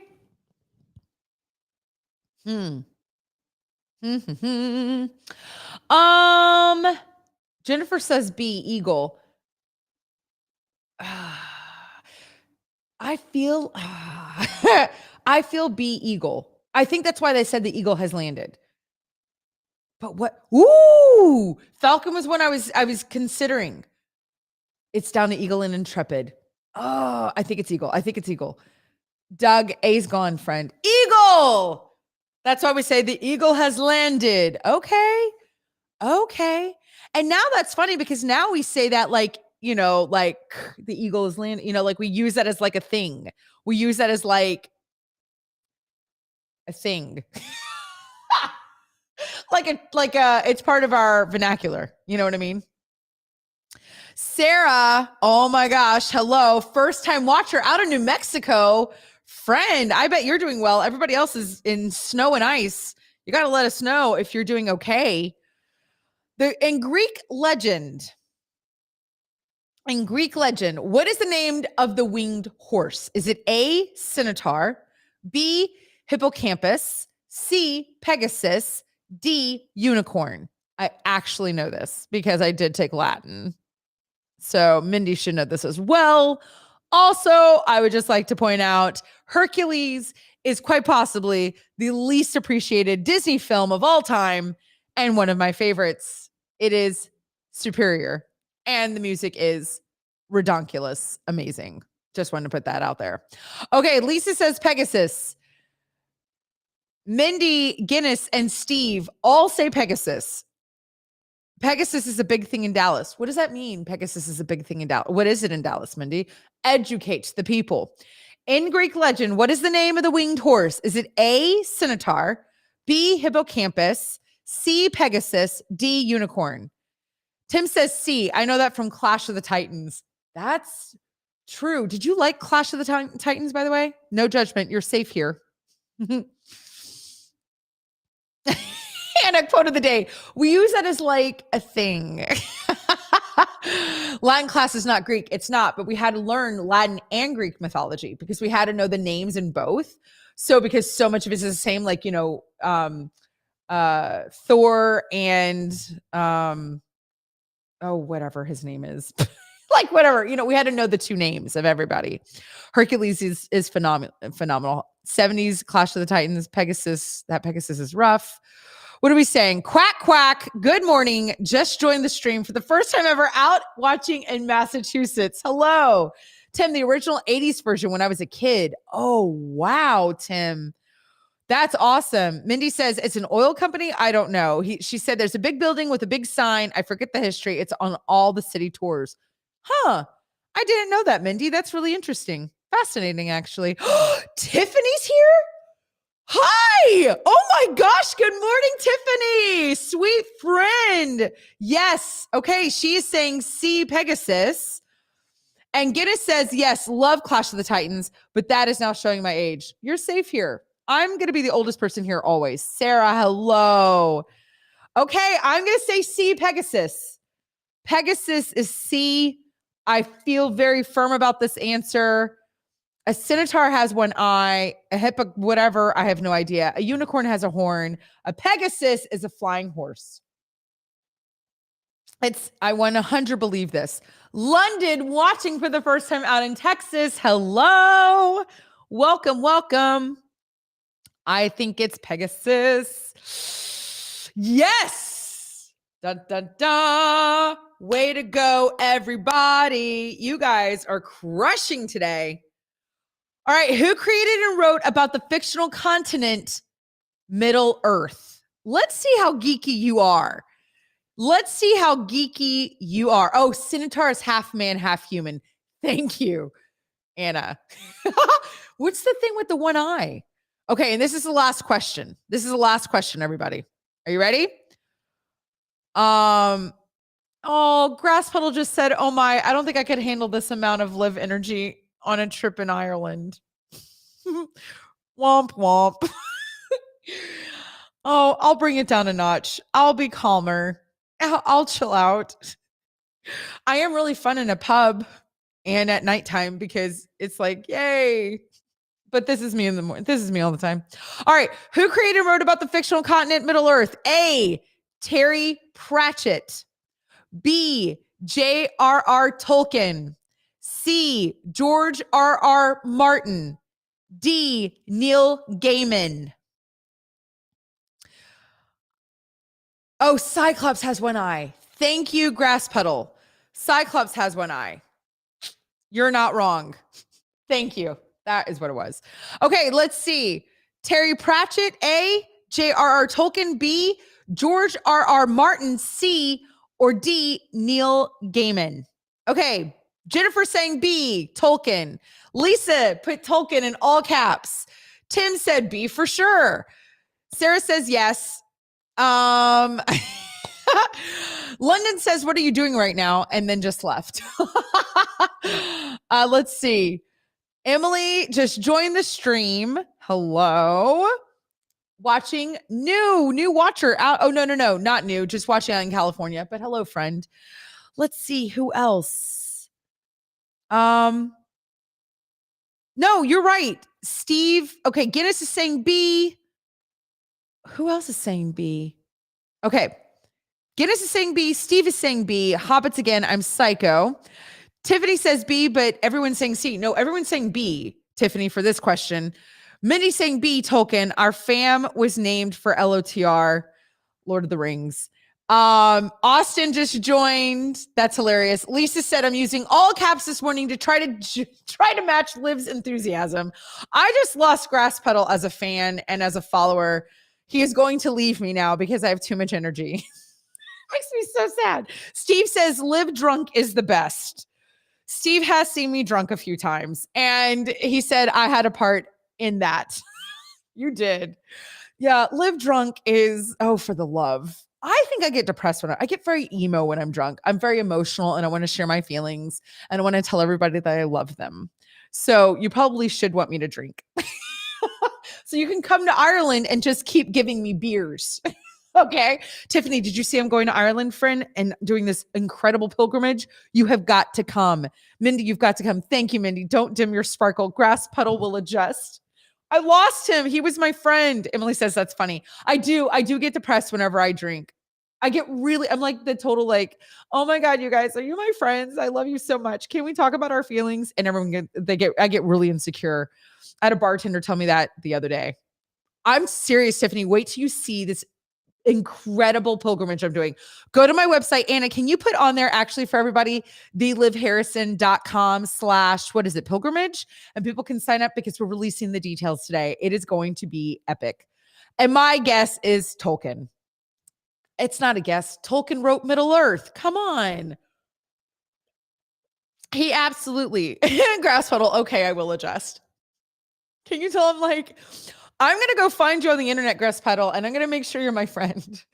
He's like, no, please stop. Guinness says, whiskey for me and cigars.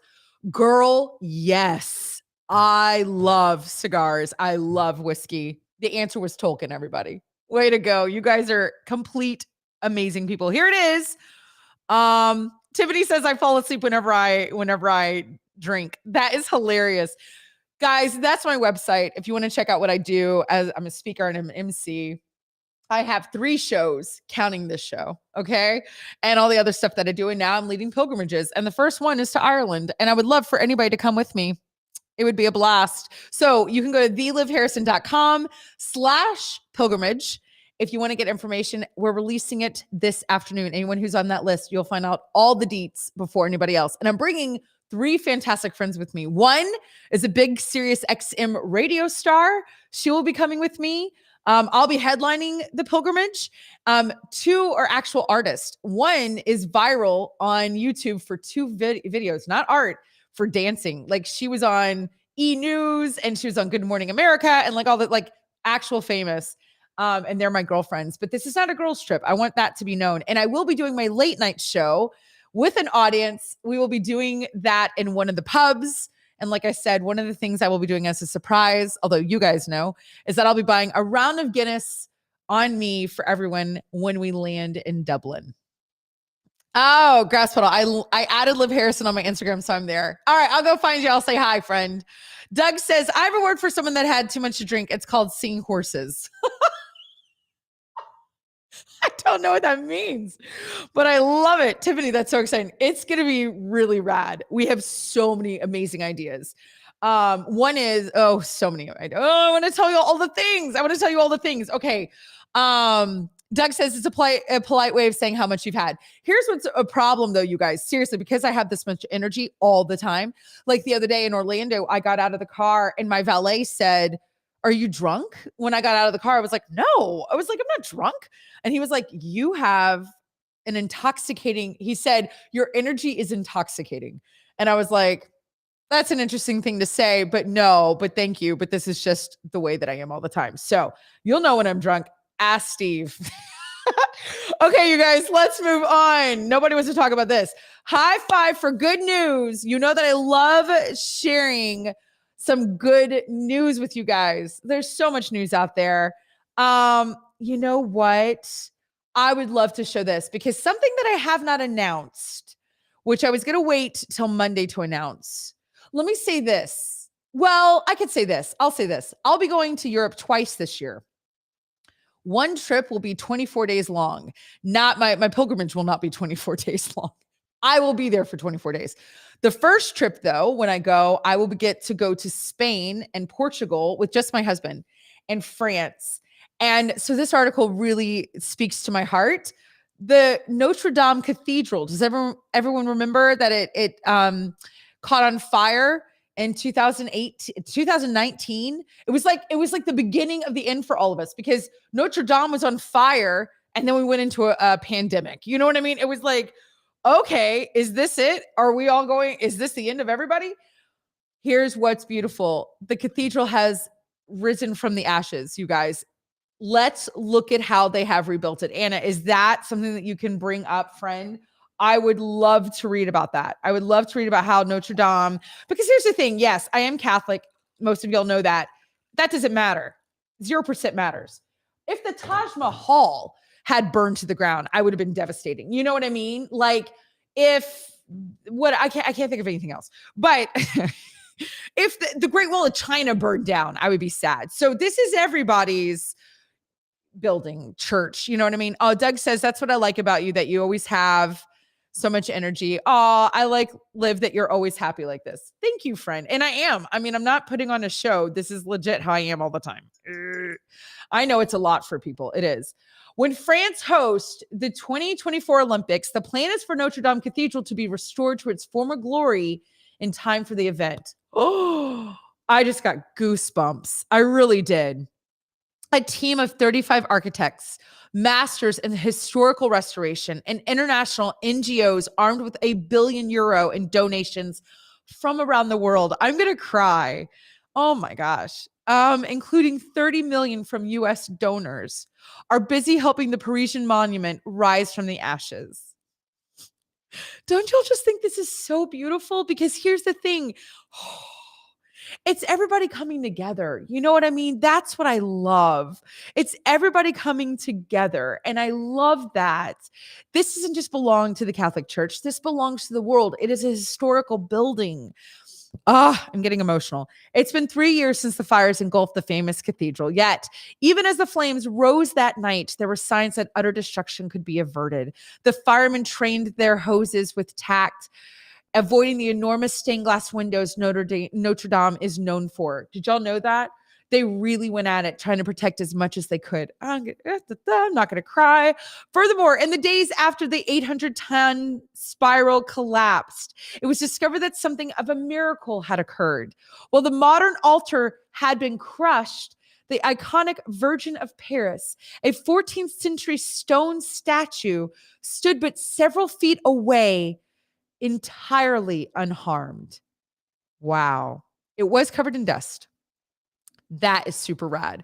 Luckier still, the 12 copper apostles lining the staircase to the spire's summit had been removed 4 days before the fire for maintenance. So they weren't even in there. The chapel of St. Ferdinand, apart from suffering an increase in humidity, was entirely spared. You guys, this is so cool. All in all, the cathedral lost its spire.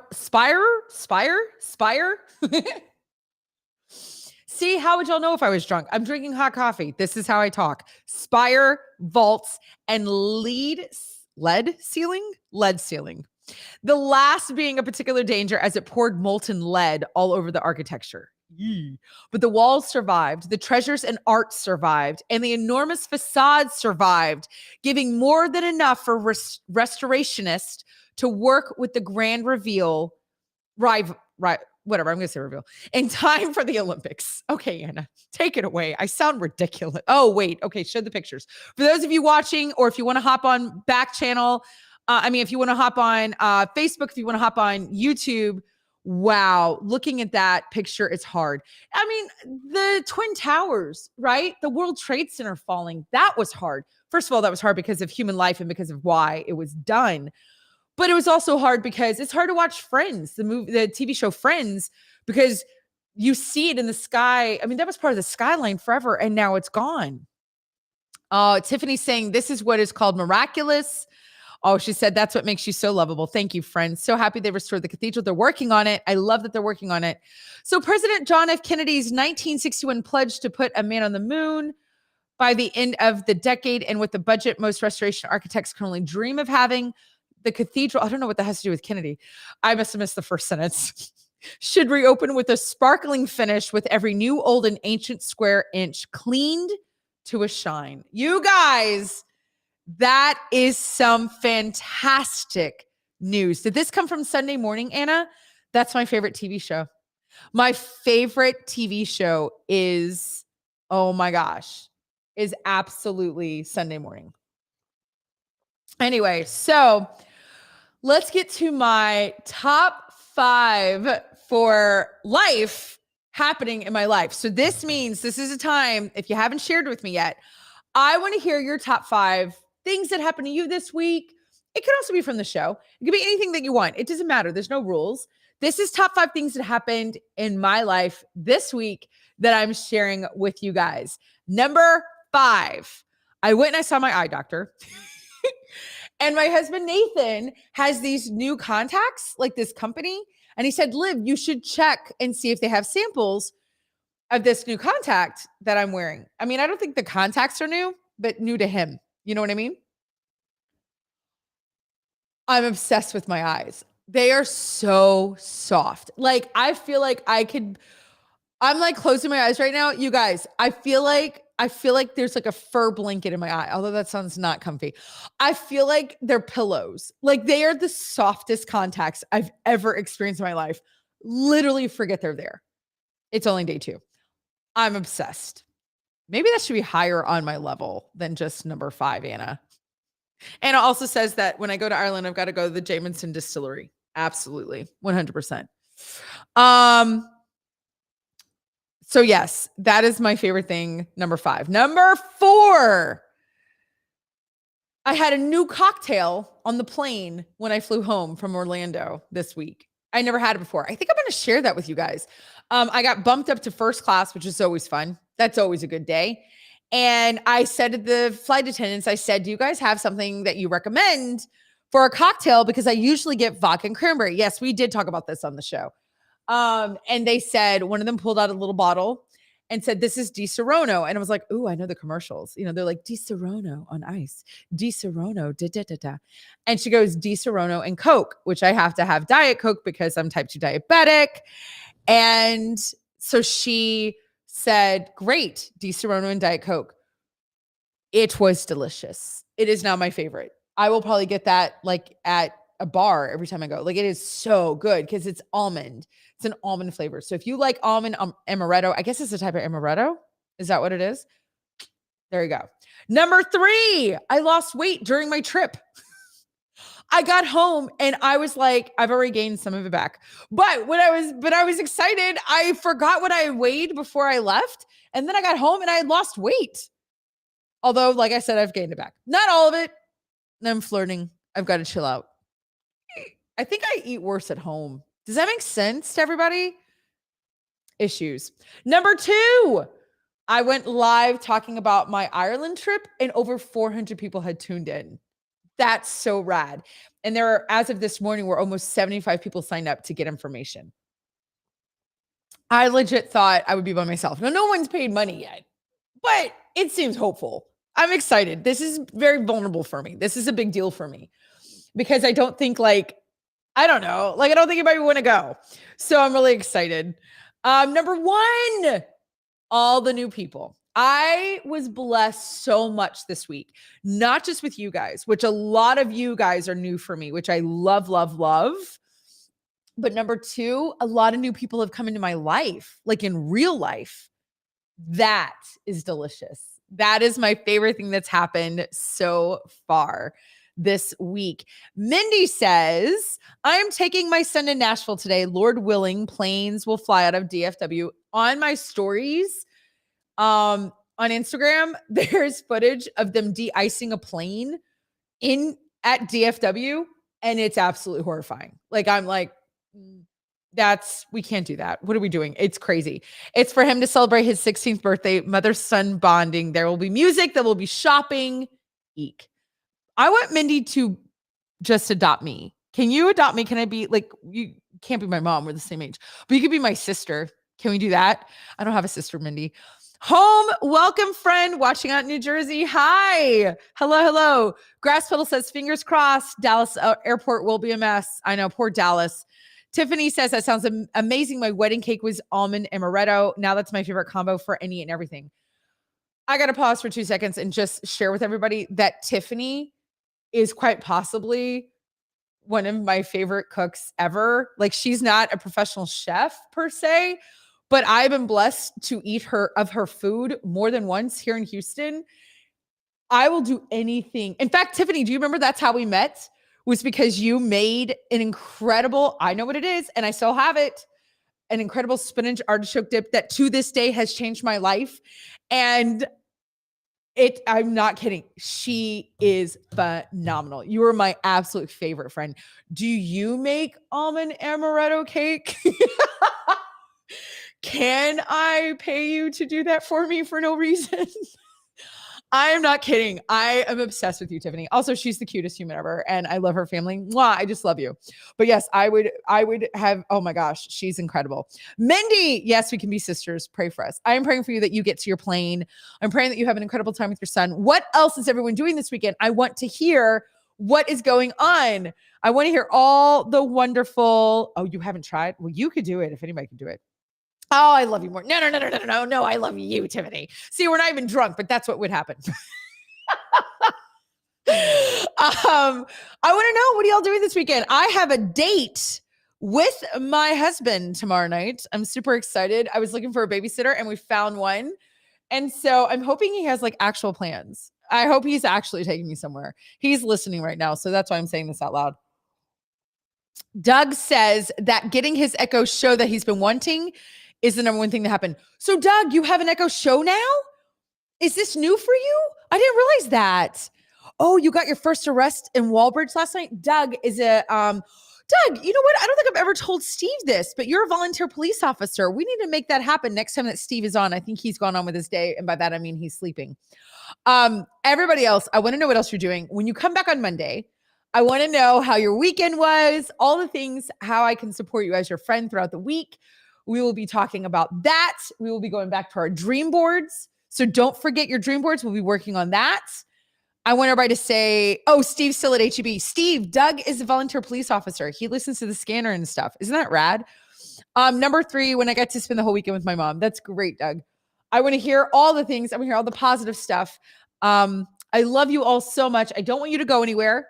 There's more programming happening all day here. If you're cold, if you're snowed in, if you're iced in, that's okay. Backchannel has got your back. You guys, don't forget to live every day. I will see you here on Monday at 8 a.m. Have a great one. Bye, y'all.